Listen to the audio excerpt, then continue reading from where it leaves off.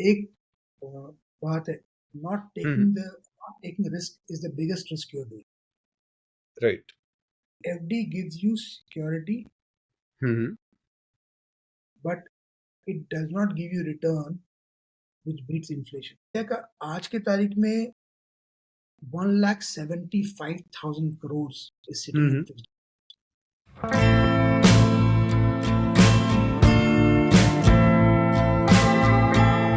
Hello and welcome back to a very exciting conversation that we were having with Mr. Mukesh Bubna, who's the founder of Monexo.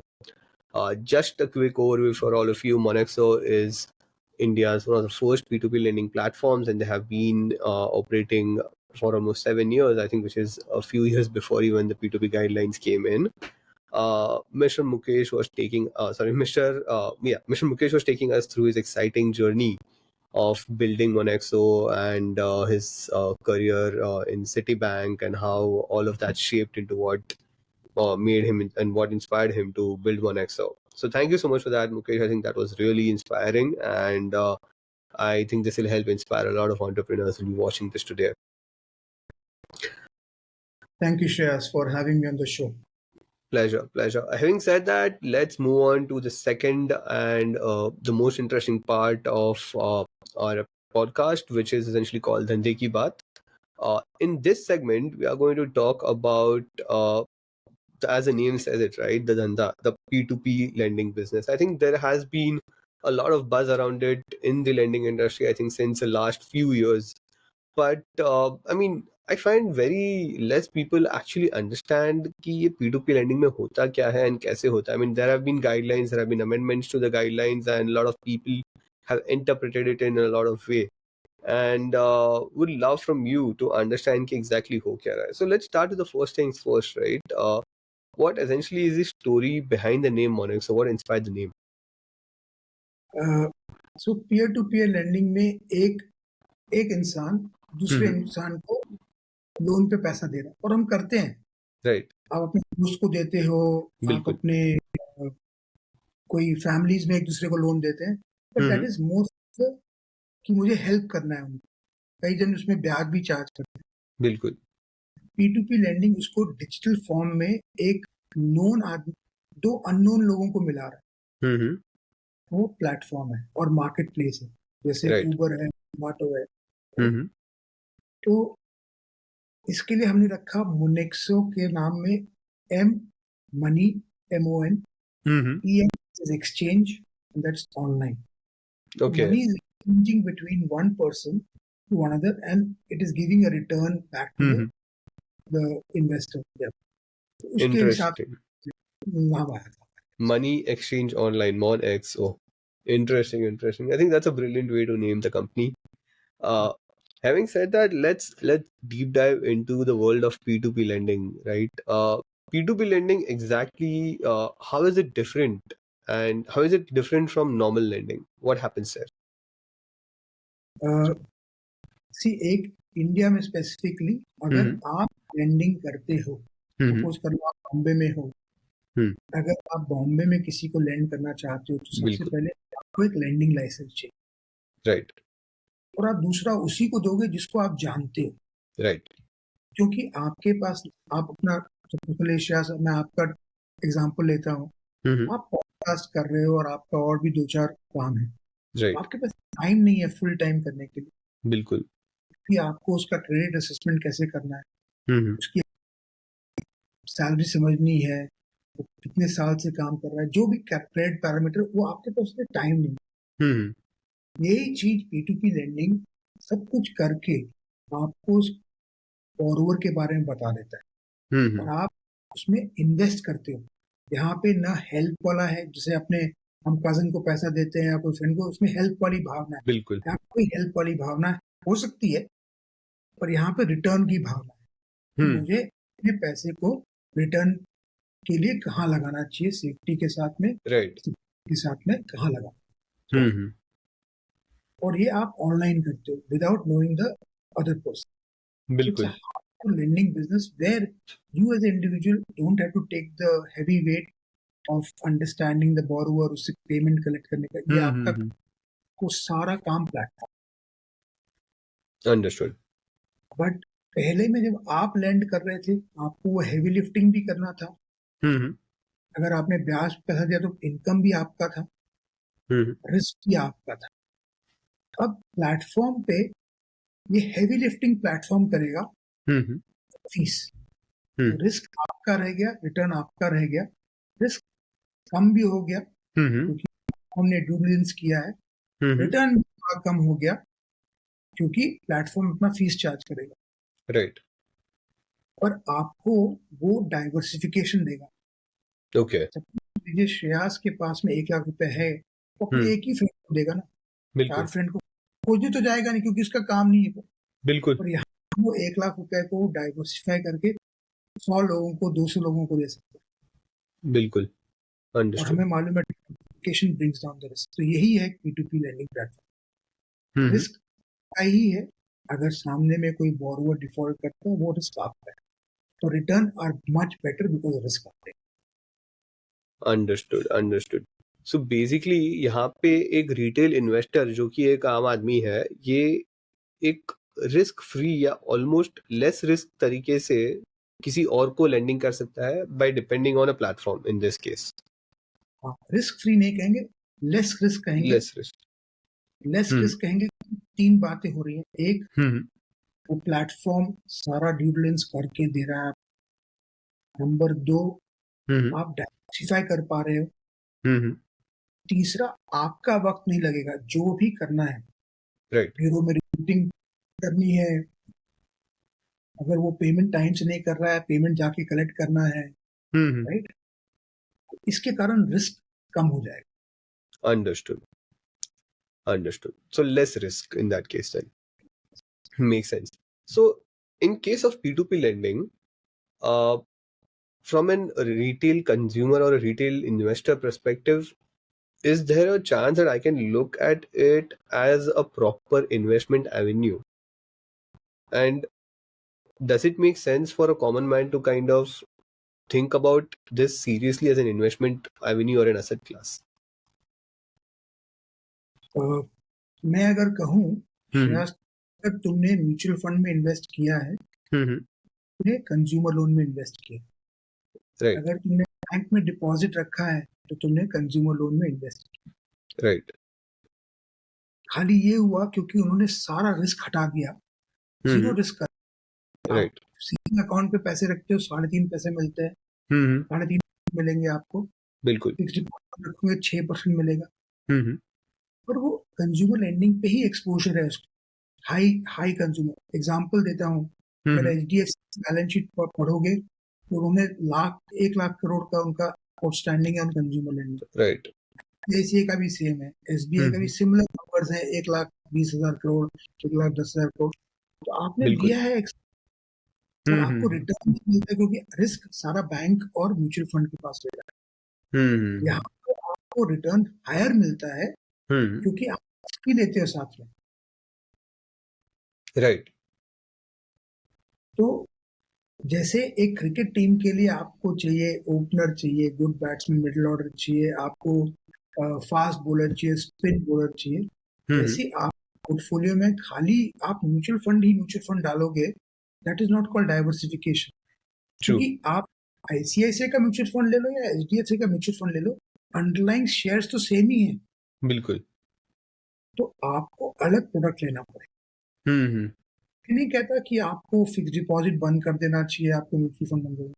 और आपको जैसे cricket team में 12-11 players चाहिए, वैसे आपको यहाँ पे एक एसेट क्लास नई बनी है और वो हम्म रेगुलेटेड, एक RBI रेगुलेटेड एंटिटी है। तो हम्म आप अपना जितना कैपिटल है उसमें से 5 से 10% को ट्राई करना चाहिए जरूर से, बिल्कुल समझ प्रोडक्ट को। Make sense. एंड यहाँ पे जब हम P2P लेंडिंग की बात कर रहे होते हैं, so how do you see, मतलब what is essentially the best way to go about it? Because एक बार for example normal investment asset classes देख लेते हैं, जैसे कि अपना FD हो गया, ये थोड़ी सी सेविंग्स अकाउंट है या फिर म्यूचुअल फंड है, तो प्रिटी स्ट्रेट फॉरवर्ड होता है। वहां पे जाओ, आप बैंक में डालो पैसा, वहां पे इधर म्यूचुअल फंड में डाल रहे हो या बैंक में डाल रहे हो, या फिर SIP लगा दी म्यूचुअल फंड की, वो हर महीने चले जाता है नाचते। यहाँ पे किस तरह उसका प्रोसेस होता है and exactly how should a consumer approach this? तो अब ये भी बहुत डिजिटल है श्रेयस। यहाँ पे भी एक तरह से आप, एक सबसे बड़ा इम्पोर्टेंट है, म्यूचुअल फंड में आप पैसे देते हो तो एक फंड मैनेजर डिसाइड करता है कौन से स्टॉक्स में लगाने हैं। राइट।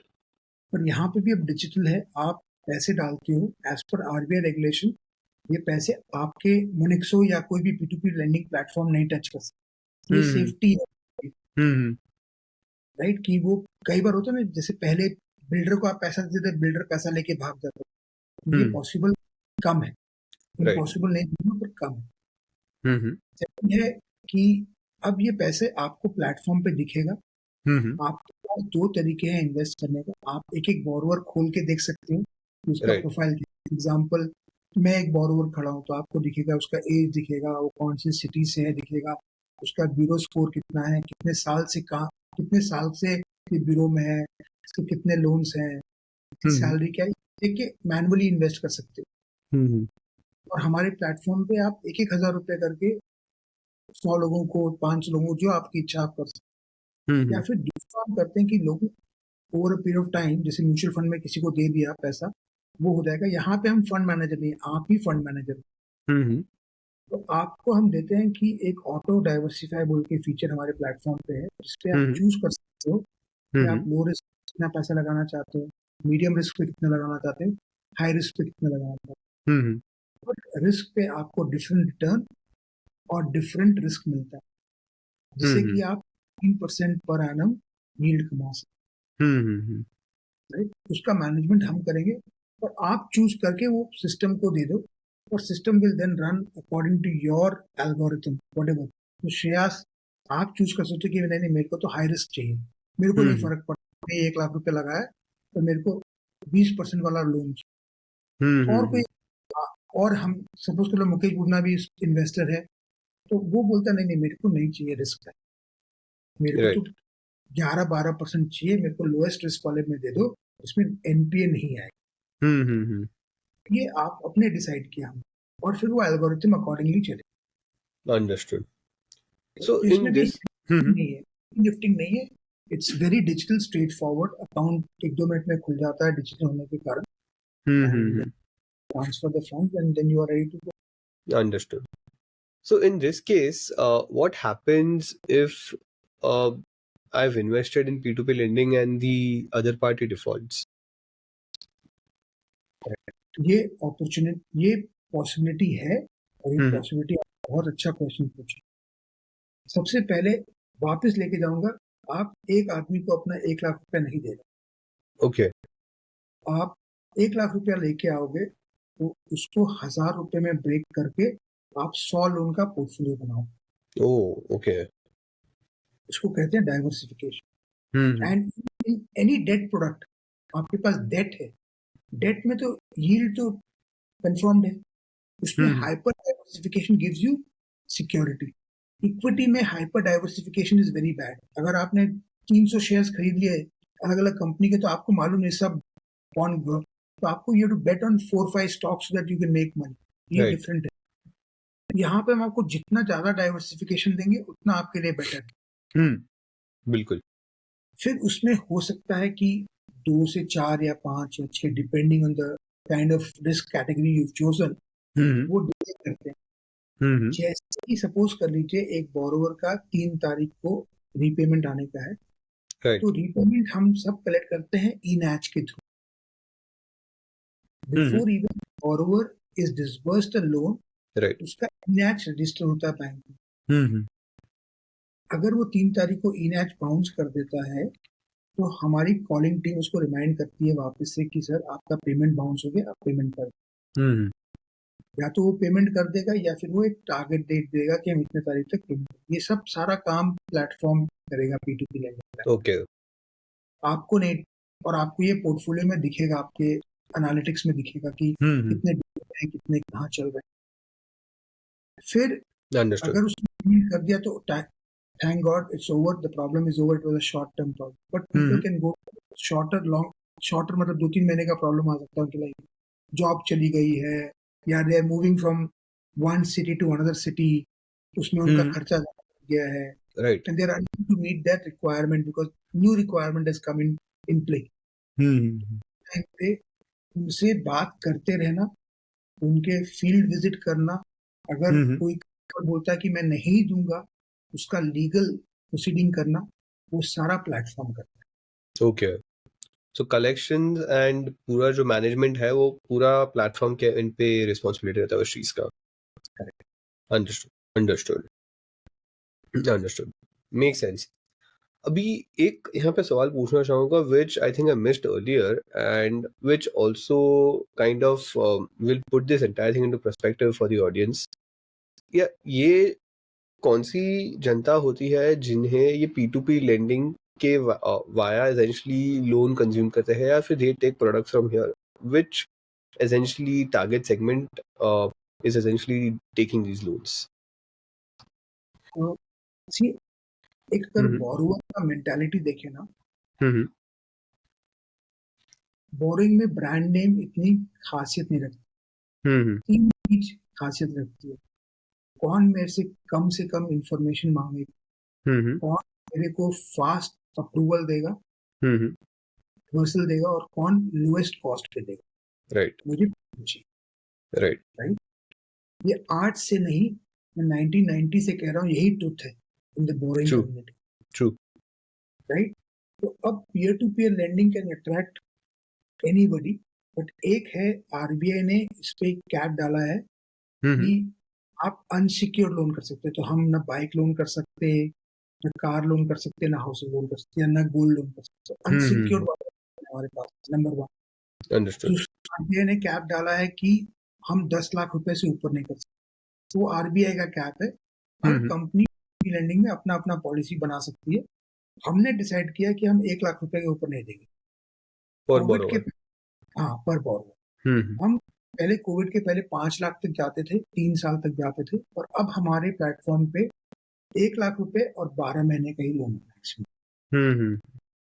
और हम किसको टारगेट कर रहे हैं, तो हाई लेवल पे मैं प्रोफाइल बताता हूँ। मैंने सोशल इम्पैक्ट उनका बताया था पहले, जिसमें हमने rural woman entrepreneurs who are using this money for not consumption but for increasing their income. ये जो हम हमारे पास एक ऐप है जिसको हम कहते हैं JAP money, is targeted towards within that 2 segments. One, college students getting 1,000 to 3,000 purely for building a credit score.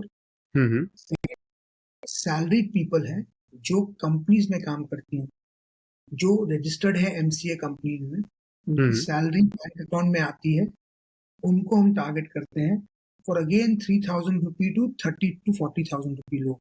उनका कोई इंस्टेंट रिक्वायरमेंट होता है which we try and fulfil. So एक क्वेश्चन है यहाँ पे, so these the salary segment जिसकी आप बात कर रहे हैं, इनको कोई बैंक वगैरह से लोन नॉर्मली नहीं मिल जाता है इन या फिर एनबीएफसी से इन दिस केस? कोई बैंक छोटा लोन नहीं करना चाहता, सब बड़ा लोन करना चाहते हैं। और आज की तारीख में जैसे अगर आप पहले याद रखोगे कि शैम्पू में सब 1-1 लीटर की बोतल बिकती थी, हाफ लीटर की, छोटा कोई नहीं। जब सैशेज आए तो सैशेज का सेल बढ़ गया, राइट, क्योंकि सब यूज कर सकते थे। कई जन को मुझे नहीं चाहिए 40,000 रुपए का लोन, वो बैंक दे देगा मुझे, और वो मुझे 1 साल 1.5 साल में दे दो, और मुझे चाहिए 4,000 रुपए, बिल्कुल, और मुझे 2 महीने के लिए चाहिए।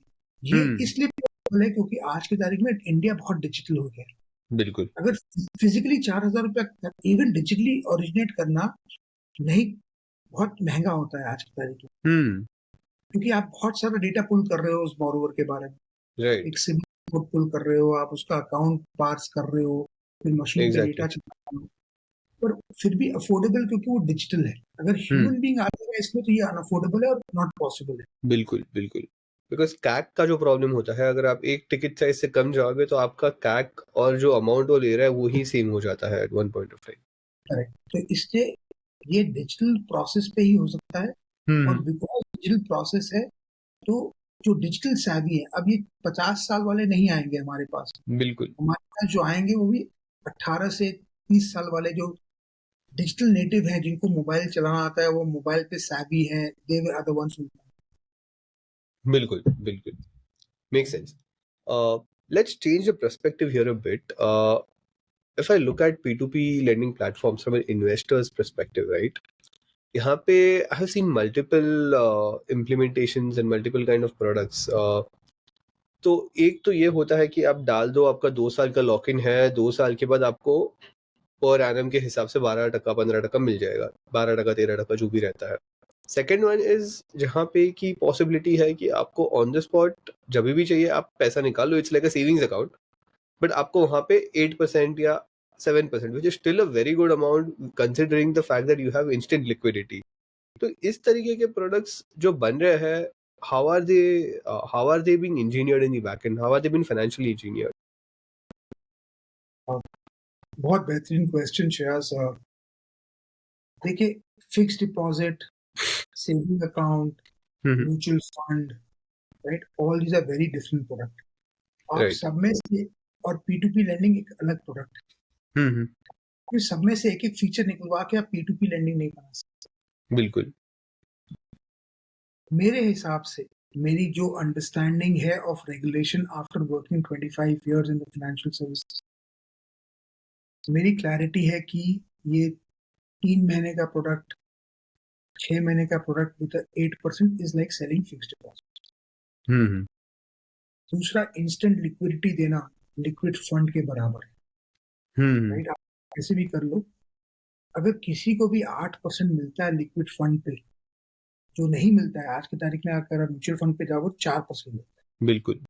मिलता है तो मैं क्यों नहीं दूंगा पैसा. बट ये Right. Is this within the regulatory boundary. मेरे से कोई पूछा जाएगा तो मैं कहूंगा नहीं. But I am not the जज. द जज is RBI. Right. RBI has to act upon it, to say कि क्या पॉसिबल है क्या नहीं पॉसिबल. लोग पूछते हैं कि अरे RBI इतने सालों से साइलेंट है. भाई, RBI के पास बहुत सारे काम है. This is a nascent industry, right. तो अपने को as a consumer we have to be aware. भाई, ये हो सकता है कि नहीं. आप खुद सोचो, एक कंपनी है डिपॉजिट टेकिंग NBFC, हम ले लेते हैं पिरामल फाइनेंस या फिर बजाज फाइनेंस. वो डिपॉजिट लेती है, वो बोलती है 2 साल के बाद में आपको पैसा दे दो. बिल्कुल. अगर आप गाइडलाइन भी पढ़ोगे तो उसमें लिखा है कि deposit taking NBFCs are only these. Right. उसमें NBFC P2P का नाम नहीं आता. एग्जैक्टली. और उनको भी मिनिमम 12 महीने के लिए ही, 12 महीने में के पहले का डिपॉजिट लेना अलाउड ही नहीं है NBFC को. बिल्कुल. ये जो 3-6 महीने वाले हैं, कैसे होगा. Exactly. P2P lending as an investment class has been adopted by the retail investors. Let's say we get around 15-20% penetration in the market, wherein that amount of active retail investors are investing into this as an asset class. How do you see this impacting their portfolio versus people who have not invested in it for, let's say, over a period of next 5 years or maybe 5-6 years, right? So let's assume that the people who are not investing here are mainly purely FD or mutual fund investors. एक बात है, not taking risk is the biggest risk you're doing. Right. FD gives you security, but it does not give you return which beats inflation. अगर आप maths करो, 6% का FD rate है, उसमें से 30% भी अगर आप टैक्स को निकाल दो तो 1.8% चला गया. बिल्कुल. You are left with 4.2%. True. Much lower than inflation. तो आपका 1 लाख रुपया 1 साल के बाद में भी it is down by inflation rate. True. 2-3% lower ही है. तो परचेजिंग पावर से रहेगा. और इंडिया का इन्फ्लेशन 7% चल रहा है कहीं भी आप देखो तो. बिल्कुल. उससे होता है जो ऑफिशियल है. तो FD ऐसा रखना चाहिए विच यू नीड, कि मुझे हो सकता है ये, अगर ऐसा इवेंट हो जाए तो मुझे 1 साल 2 साल में चाहिएगा. बिल्कुल. सेकंड, म्यूचुअल फंड पे देखो, आज की तारीख में सारा फंड मैनेजर कहता है कि timing the market is not important, time in the market is more important. 5 साल में, 6 साल में अगर आप रहोगे तो 13% मिल जाए. उस टाइमिंग, अगर किसी ने अभी जनवरी में इन्वेस्ट किया होगा तो अभी तो वो नेगेटिव पे बैठा है as we record this in November, right. बिल्कुल. तो वो अगर वो भी लंबे म्यूचुअल फंड पे रहेगा तो कमा लेगा। बिल्कुल। थर्ड है कि ये again going back to the cricketer example, कि आपको फास्ट बॉलर चाहिए, स्पिन बॉलर चाहिए, आपको अच्छे बैट्समैन चाहिए, दिस इज वन। आपको अपना वेल्थ का 5 से 10% इसमें इन्वेस्ट करना चाहिए। अगर आप इसमें 13% कमा सकते हो, और आप देखो इसमें पैसिव इनकम हर महीने है। तो आप सोचिए अगर आप 10 लाख रुपया लगाते हो, हर महीने 10,000 रुपया मिलता है आपको, आप उसको सिप में लगाओ। आपको बिल्कुल 10 लाख रुपया एक बार में इक्विटी मार्केट में लगाने का टाइम, वो बोलते हैं टाइम मत करो मार्केट, टाइमिंग करो। बिल्कुल। तो आपके पास में वो पैसिव इनकम से आप इन्वेस्ट कर सकते हो इन अ वे 5 से 10। और इंडिया का आज के तारीख में 1,75,000 crore is sitting in fixed, right. बहुत अपना 40 लाख करोड़ का म्यूचुअल फंड है। P2P लेंडिंग आज की तारीख में बहुत छोटा है, बहुत, इट्स बिल्कुल। Insignificant compare to these two. बिल्कुल। As education grows, as awareness grows, hmm. this will catch on, true. because it can give you a yield of double digit which will beat inflation. That's what it is. True. नहीं, make sense, make sense. also looking at this from macro economic perspective, अगर आप इनको ये चीज को देखते हो, let's assume two lenses, right? One is essentially the retail investor lens and one is the retail borrower lens, जो दो main broad areas है जहाँ पे इसका impact पड़ता है. So if this essentially catches on, let's say in the next 5 years, अगर 5 years का horizon पकड़ के हम चलते हैं, how do you see these two segments being impacted? We spoke about the investor segment as such. Let's talk about the borrower segment. How do you see these being impacted? So, see, India is the youngest economy today. India is growing, even though we are talking about recessions in the Western world, European world. India is growing. Right. There'll be, as they say, when you're sitting in a flight, there'll be air pockets which will come. But True. if you look steadily for the next 10 years and the last decade, it's been the golden year. People are saying it's not only the decade, it's the century of India. True. Right? So as we grow from 3 trillion economy to 6 trillion economy, the demand for loans will grow. And a young person will not take a housing loan at the age of 21. Right. Right? The younger Gen Z does not want to have an asset. They don't want to even buy a car. They want to True. be on sharing economy if possible, right? तो उस demand को fulfil करने के लिए एक और नया जरिया मिल गया है, बैंक, एनबीएफसी, और अब एनबीएफसी P2P। दूसरा, अगर आप सेविंग साइड में देखें, अगर 6 ट्रिलियन डॉलर का इकोनॉमी में अगर हम 20% भी सेविंग मान ले, राइट, तो 1.2 ट्रिलियन, 1 ट्रिलियन तो सेविंग होगी हर साल हमारे इंडिविजुअल्स। राइट। तो हमारा आज के तारीख में 1,75,000 करोड़ का सेविंग है इन फिक्स डिपॉजिट, 40,000 करोड़ का आपका म्यूचुअल फंड, वो भी बढ़ेगा क्योंकि इकोनॉमी बढ़ रही है। तो यहाँ पे आपको एक नया जरिया मिल रहा है to invest your money. Finally the rule of 72 पे जाते हैं, which says how many years will it take to double your money? At 13%, if you can make in any asset class, you're doubling your money in 5 to 6. बिल्कुल।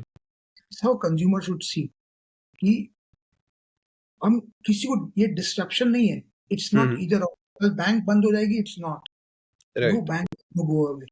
The market is growing at such a rapid pace. Consumer loans are growing 22%, savings are growing. अगर आप fixed deposit देखो कितना बढ़ चुका है, 1,07,000। पहले सोचते थे म्यूचुअल फंड इतना ग्रो कर रहा है तो सेविंग गिरेगा, नहीं गिर रहा है। म्यूचुअल फंड भी बढ़ रहा है, सेविंग भी बढ़ रहा है। बिल्कुल। तो I think it will be a positive on the economy on both sides. And if we don't consume, हम एक पॉपुलेशन कंज्यूम नहीं करेंगे तो हमारी इंडस्ट्री बनाएगी क्या, कहाँ, किसके लिए बनाएगी? बिल्कुल। हम चाइनीज के लिए तो नहीं बनाते, हम अपने इकोनॉमी के लिए बनाते हैं। बिल्कुल। We are self making and self consuming country. बिल्कुल। यहाँ पे एक सवाल आता है जो मैं ऑलमोस्ट हर डिजिटल लेंडिंग कंपनी के सीईओ और फाउंडर से पूछता हूँ, who essentially say that I'm solving for the next billion or to enable consumption, right? One thing is कि there is one thing wherein credit is a really good thing for to enable the next generation, right? जो next billion आ रहा है उनको आप credit देके financial inclusion कर रहे हैं. We are enabling them to have a better lifestyle and all of that. Second thing that also really comes to my mind is the aspect which is sometimes not really talked about is that is building that habit of credit, taking something away from overall a macroeconomic perspective on a longer period of time. जैसे कि I think recently बहुत बार ये news में आया था that the amount of savings that Indians have overall as the work generation in the workforce changes, as the older generation moves out, the savings levels have dropped of the current workforce and it's going to drop. Now, what I personally feel is that the availability of instant credit or easy availability of credit, even at a slightly higher rate, is playing a certain role here.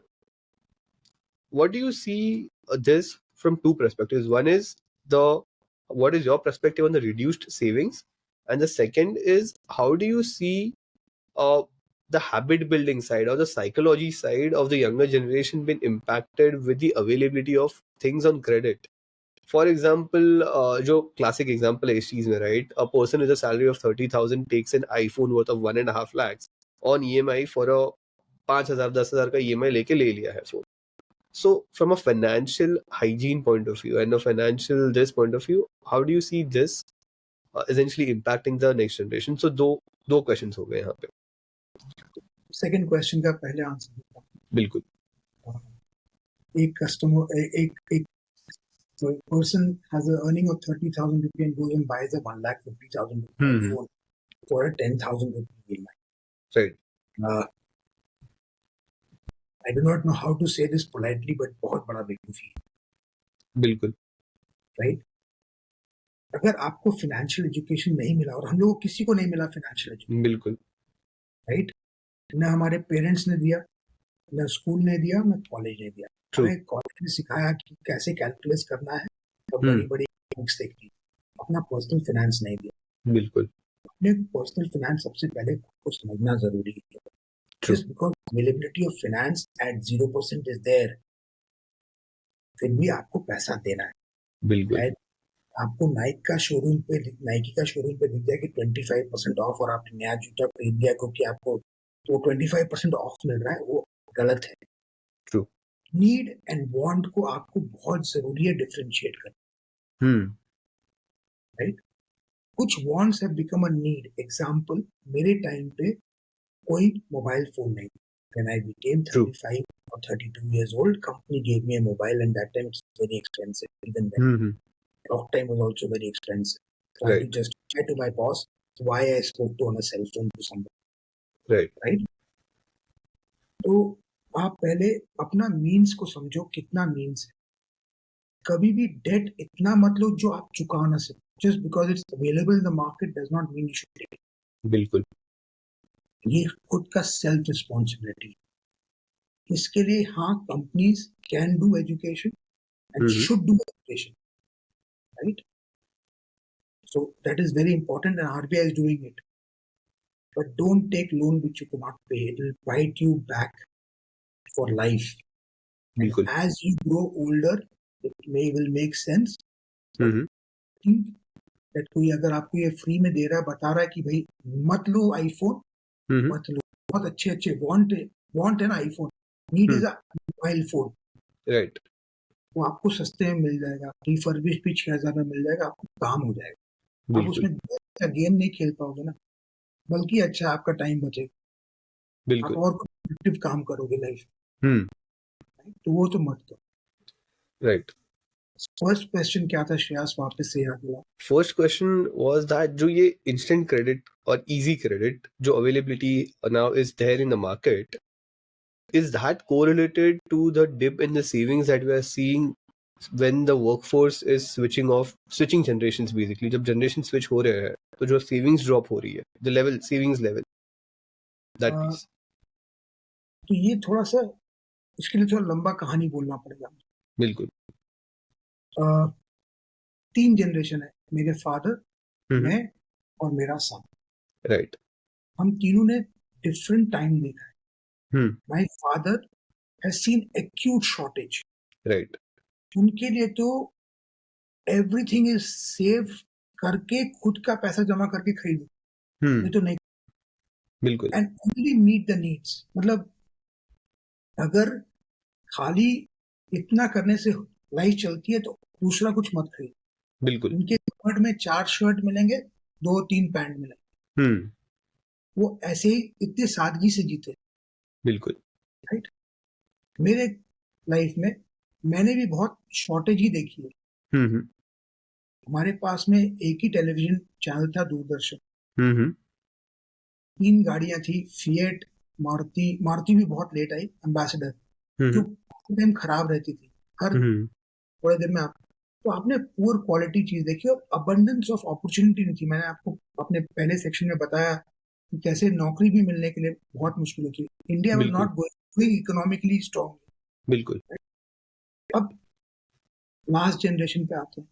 तो अब कहा जाता है कि mobile जेन Z, वो mobile खेलते हुए पैदा हुए. ट्रू. और अबंडेंस ऑफ अपॉर्चुनिटी है. तो जैसे मैंने अपना पहला घर एट द एज ऑफ 28 खरीदा. My father bought it at the age of 55. My first overseas holiday was at 32. My son went for overseas holiday at the age of 14 or 16, or now he wants to travel himself. Right. तो उसमें खराबी नहीं. This is evolution which is happening.